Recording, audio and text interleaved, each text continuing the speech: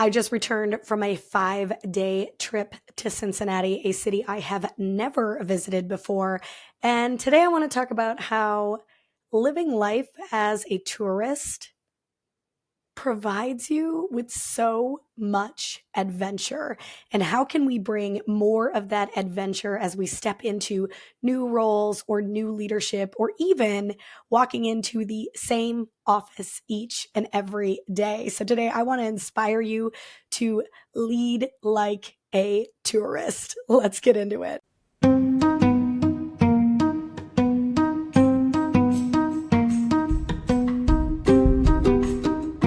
I'm your host, Ann Vogt. Welcome back to the What If It Works podcast. This is episode 65.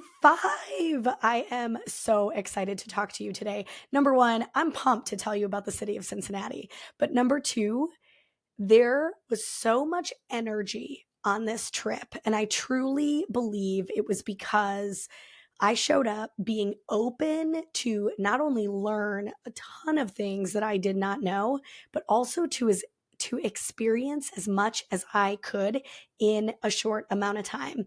And as I was reflecting on what this trip meant, what I learned, what I got out of it, I really started to think about, man, all of these tips that I got out of this trip could easily be applied to leaders and people out living their daily lives. And so let's talk about how you can live more like a tourist.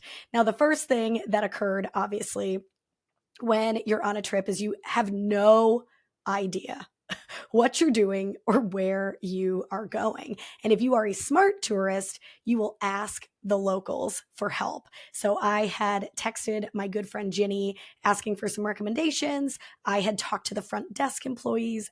The moment I arrived, I asked my Uber drivers what they would suggest because I wanted to know what they enjoyed being from here and having access to all of these restaurants and these attractions. Like, what did they really like, or what did they find themselves continuing to go back to? And so just to throw out a few in case you are headed to Cincinnati anytime in the future. And honestly, this might be a plug for you to go take that city by storm because it was such an incredible weekend. Now, I might add that the weather was like absolutely perfect for being in the Midwest. It was 60 to 75 degrees every single day, sunny, no wind, no clouds. Like, it was fall perfection. So if you're thinking about heading there, this podcast is going to have some tips for you on traveling to Cincinnati, but also tips about how you can really truly live life like this, even in your own neck of the woods. Because that's what I was thinking when I got back. I thought, man, these 5 days were so fun. I was meeting new people. I was starting conversations. I was seeing things I had never seen before. Well, how much could I do of that back home? All of it. And so how can we really be utilizing ourselves as our own local tourists, right? And so first and foremost, ask for recommendations. So a couple of my favorites, Via Vitae was downtown by Fountain Square. The most delicious, fresh, house-made pasta. You literally could watch it, and they had a glass in front of the pasta maker, and so you could watch them make the dough and put it in all the different shapes, cut it all out, all that good stuff. So they were making fresh pasta. It was so good. They also allow you to split 2 meals and get half servings for the price of one. So what did me and the other 2 guests that I was with do? We each split. So we got 6 different meals that we all got to taste. And so it was delicious. Highly recommend. That would be my number one recommendation from this weekend. Number 2, we asked about sushi, and there were lots of sushi places in the downtown area that we were staying by. And our beautiful front desk host said, you have to go to E&O, which stands for Earth and Ocean. It had a ton of great food. We were very much in the mood for sushi, so that's what we got. But the sushi rolls that we got were delicious. And there was a beautiful view of the bridge and the river while you were sitting there eating the best sushi. They also had open air dining, so that was really fun. And it was a beautiful day on Sunday. And so highly, highly recommend. The other thing, oh yeah, I cannot forget this burger because I will be thinking about this burger. I got it twice in 5 days. That's how good this burger was, from Brew, BRU, also located right by Fountain Square. And it was the burger of the month. So if you were listening to this in real time and you are in Cincinnati, you need to go. You need to go have this burger right now. It was burger with pork belly, with, I don't remember what kind of cheese, fajita, onions, and peppers. I think that was it. Oh, and an aioli that I just wanted to drink. And they had fresh hand cut fries, and they were to die for as well. So we had this for supper one night. And then the next day, people were like, oh, we only have an hour for lunch. Where can we go? And my roommate Lisa and I were like, let's just go to Brew. I want that burger again. So like back-to-back days, we had this burger. Either way, ask for recommendations. How can we be doing this as leaders? If you are put in a new role, I really want you thinking how you can utilize the people who are already in that environment, right? Utilize the locals. And so if you get moved up or promoted and put into a new role, how can you speak to the locals and ask for recommendations? Hey, what went well with your last leader? What would you love for me to continue doing? What was something from previous leadership that you did not love, right? Get recommendations from the locals so you can truly enjoy your experience while you are working there. Now, if you have not been promoted, I really want you thinking about this for your own lives within the workplace or within life. How can you be asking more for recommendations? What this does, by the way, is it grows trust. Think about starting a new position, walking up to somebody and asking for a recommendation. You are literally saying, I trust you to share with me your best advice or your best recommendation. When we trust others, they in turn will trust us back. And so are you asking? Are you coming in as a know-it-all, or are you coming in looking for those recommendations and building trust with other people? Secondly, get to know the locals. So we found ourselves on night 2. There was I'm going to call it a glow parade. I don't know if that's what they were calling it, but every other year in Cincinnati in the fall, maybe even the third weekend in October, is this Blink Festival. This is a light and art installation experience all over downtown Cincinnati, and it was phenomenal. I'm talking about like entire buildings, like 7-story buildings lit up by a light show set to music. I am talking about in Fountain Square, they had these just doors, standalone doors, sitting on the steps. And when you opened them, you saw a new digital screen with something fun happening behind it. But every time you shut it, it was a new adventure right after that. And so I watched probably 45 people open these doors. We started joking that it was like, it's your horoscope. And so as you open the door, what do you see? It was new for all 40 people. So I bet they had hundreds of them, because they said almost 2 million people come to Cincinnati for this festival. And so there were hundreds of different displays with these doors. That was so incredible. But ask the locals. We spoke to so many locals about, hey, where's the best place to stand for the parade? We asked them questions about not even recommendations, just like, hey, have you seen this yet? What'd you think? Hey, did you go here yet? What'd you think? We had a really funny experience during the parade.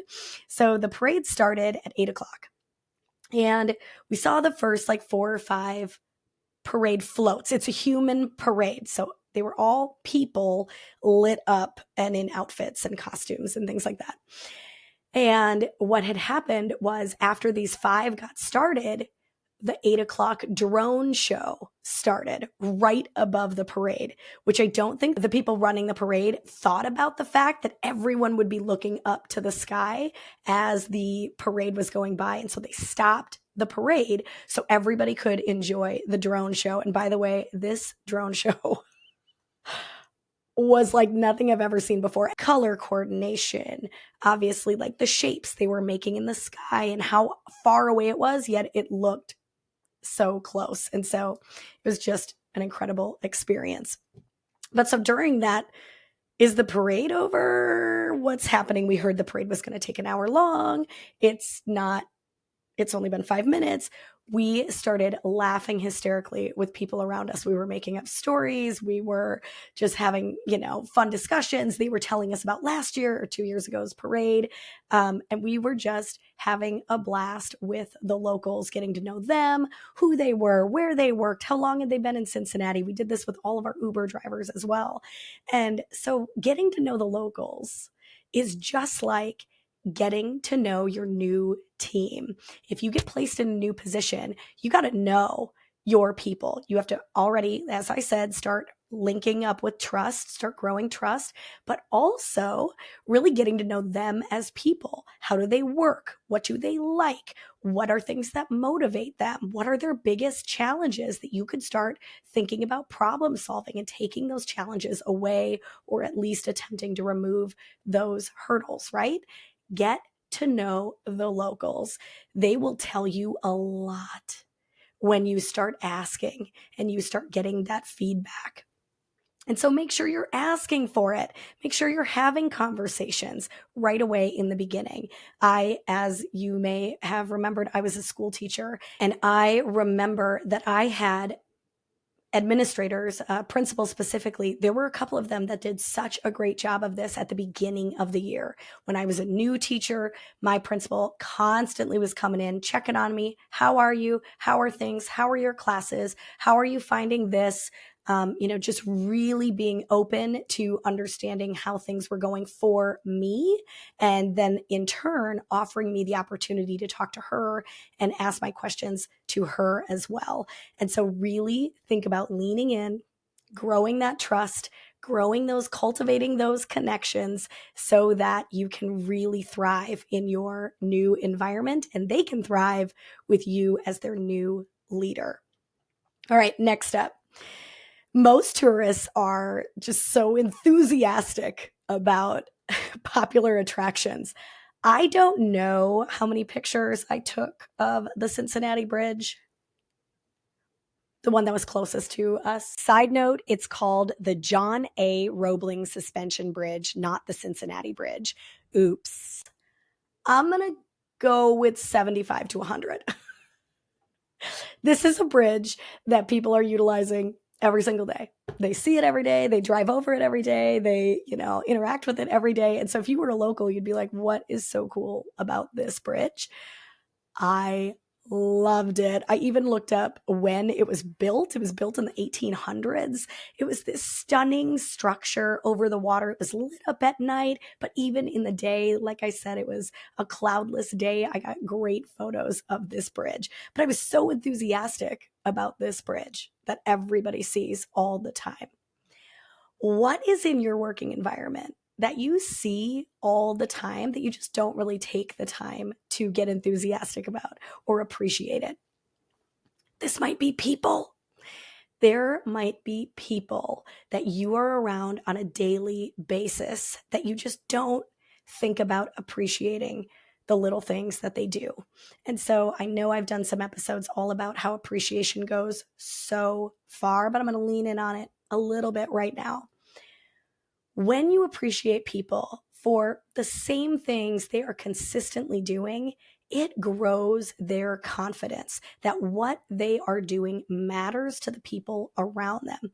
And when you are enthusiastic about something that's always there, it really helps to grow their belief, not just in themselves, but in new and other things that they can step up their game on.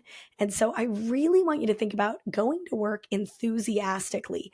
Maybe there's a mural on the entry of your building and you see it every single day, but a new person coming in would see it and go, wow, that mural is beautiful.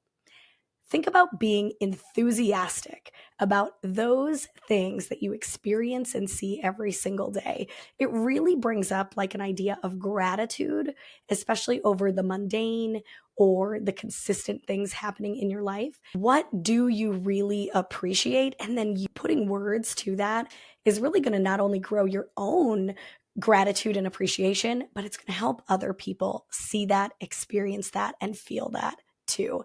And so really get enthusiastic.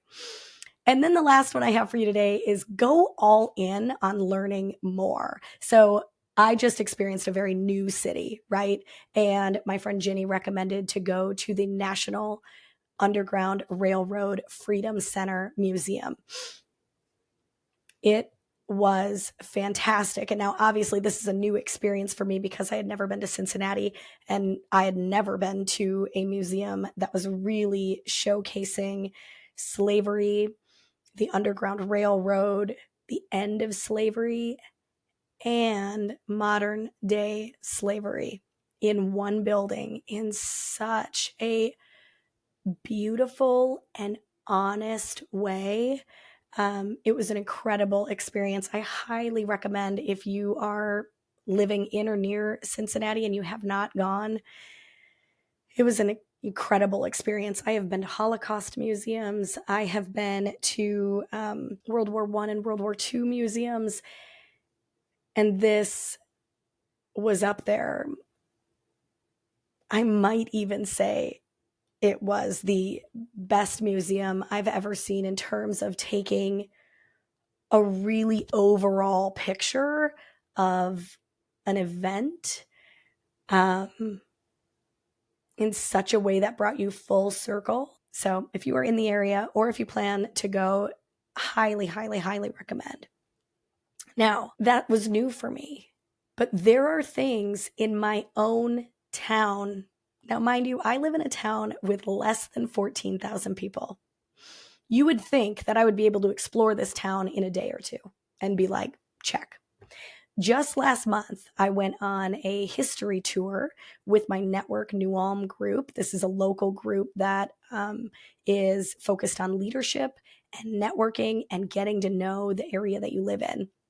And we did a history tour. We toured the Music Hall of Fame, which is right here in New Ulm. For those of you living in Minnesota, the Minnesota Music Hall of Fame is in New Ulm. Never been there. That was a wonderful experience. We had gone out to the New Ulm Cemetery and went to the earliest part of the cemetery. If there is a way for you to get a cemetery tour, highly, highly, highly recommend. There was a lot of the day focused on the U.S.-Dakota War of 1862, of which I know a lot about. However, I did not know all of the New Ulm connections and situations that occurred during that war. And so that was beautiful to learn more about. And then being out at the cemetery that has gravestones from the 1850s and beyond was just a really cool moment. I've been to that cemetery many times. Many of you know that I am one of the organizers of the Angel Baby Memorial in the New Ulm Cemetery. It's this beautiful angel that stands. I will speak about this because it is October and it is Infertility Awareness Month. The beautiful angel stands in the New Ulm Cemetery as a place for peace and solitude. It is a memorial for anyone suffering infertility, miscarriage, and infant loss. And it's this beautiful space in the cemetery. Never have I ever ventured outside of the area where the Angel Baby Memorial sits. And so it was such a cool experience to go to see that. There are so many other historical areas within New Ulm that I have yet to experience. And so I just really want you to think about learning more about the area that you're in or learning more about the company that you work for. And so how, as maybe you get hired into a very new position for a new company, really attempt to go deeper into the company's vision. When was it founded? Why was it founded? A lot of companies today are now serving a very different audience than when they started 100 years, 50 years. And so how can you learn about the history of the company, which can then inform you on how you interact with the company, how you engage with your employees, how you think differently about marketing and strategy and all of that good stuff. And so really dig deep and learn more about what is right there near you or within the company that you work for. I think that just helps us. Excuse me, my voice is kind of going today. But I think it just helps us understand more so that we can make really informed decisions going forward when we learn more about the company and or the people who run it and or the employee who's worked there for 45 years. Get to know these people, ask the questions, and be ready to listen and learn so that you can really use that in your decision making in the future. Going back over those, ask for recommendations, ask questions, be enthusiastic about popular attractions or the consistency in the same things that you see, and go all in to learn more about what's around you. I got on the plane on my way home from Cincinnati to Minneapolis, and it was delayed 3.5 hours. And I just want to give a quick kudos to all of the employees of Delta, but also the men and women that were going to be on that plane. Everyone was very patient, very understanding. They did a great job of clearly communicating why the plane was late. It was an issue of the engine. And so let's make sure you send us an engine that works, that will get us home safely. And so they did just a very nice job. But so people were pretty tired by the time the plane departed at 10:30 at night. And one of the guys that was in my row had a Bengals shirt on, and they had won on Sunday. And I said, "Hey, go Bengals." And he's like, "Oh, are you a Bengals fan?" I was like, No. I'm a Minnesota Vikings fan. We lost today. It was a sad day, but that's all right. And so he said, "Oh, what were you in Cincinnati for?" I shared that I was here for a writers conference. And he said, "Oh, if you were at a conference, you probably didn't get to see much of the city." And I said, "Well, I did this. We at one point found ourselves at a University of Cincinnati men's basketball game. We got free tickets from the Ohio State Buckeyes, who were playing the UC for a charity event. And we happened to find ourselves with free tickets. So we went to that, and I got done listing all this off. And he says, "Man, I think you've seen more of Cincinnati than I have, and I've lived here 24 years.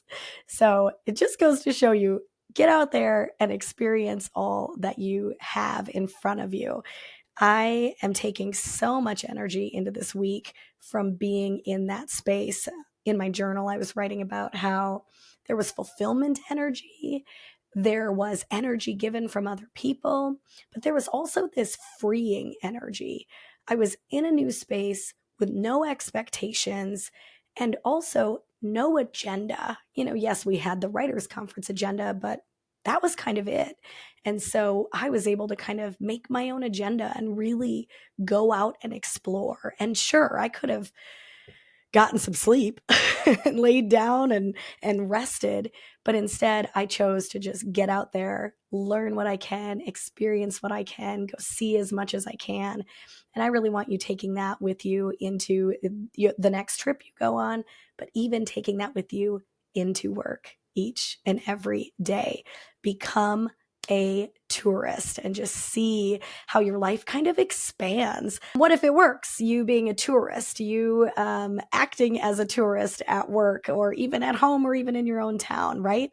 Think of the energy that you can create. Think of the trust you can build. Think of the connections you can cultivate, and just think of how that could give you such a positive space to enter each and every day. I had so many incredible conversations with people, whether they be locals or people who were at the writers conference, who were so open to sharing more about themselves and making connections. This was not a networking conference. We're all writers. There's not really ways that we can utilize each other in the future other than support and simple connection, but you're really not gaining anything from anybody else. And that was kind of a freeing experience as well. We got to just connect to connect instead of needing something out of someone or making sure to give them my business card so that I can gain, a presentation or anything out of that. It was just this beautiful experience of connection and learning. For those of you who listened to the last episode, I will give you a little update that the book proposal intensive was incredible. It was a full day on Wednesday, got to meet 11 other incredible women writers and got the advice I didn't want to hear, but probably needed to hear, which was go self-publish. You can write this book proposal and you can work really hard to find an agent. But if I were you, Anne, with what you want to do with this book, you're going to want to use it and you're going to want to use it now. Traditional publishing can take up to 2 years to get your book in hand and ready to be sold.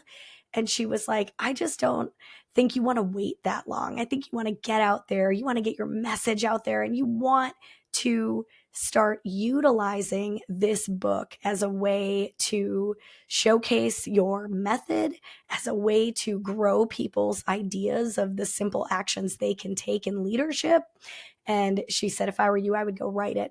You can always, after writing it, then send it to a publisher, a traditional publisher, to see if they would want to pick it up and put it into the upmarket. But she said, if I were you, I can just feel your passion. I can feel your excitement. Go write your book and go get it in the hands of your people. And so that will be the way I'm moving forward. I am going to break the rules a little bit, and I am going to write the manuscript while it's in the process of being edited. I am going to finalize my book proposal and send that out to agents. And we'll see. If it's meant to be, it's meant to be. It'll get picked up in the way that I really just hope it to be, right? I mean, there's just some little bit of goal of like, how cool would it be to have a traditionally published book, right? But if it doesn't work that way, then we go all in on self-publishing and utilizing it for my audience members and all of you listeners and those on my social media. And so it's a win-win, right? It's a win-win. And who knows? What if it works? What if it works that having a final manuscript done and in the hands of agents, that it will excite one or two of them to then take that in and take it to a publisher. So that'll be cool. I just truly am so grateful for this community. Thank you so much for listening. Please share this out to your network if you are finding value in it. If you find yourself coming back each week, there are other people out there that would love this message as well. And so please head over to the Facebook page, Impact to Influence. That is where all of the podcast posts go, and share that out to your Facebook network. Send them the episode or send out the podcast and let people know that you're finding value in this message. I truly appreciate it. That's why I make this content. It's for you. It's for you to take and move one action forward and for you to see that positive shift that we all know will create joy for ourselves and momentum in our lives. Keep going out there and creating change.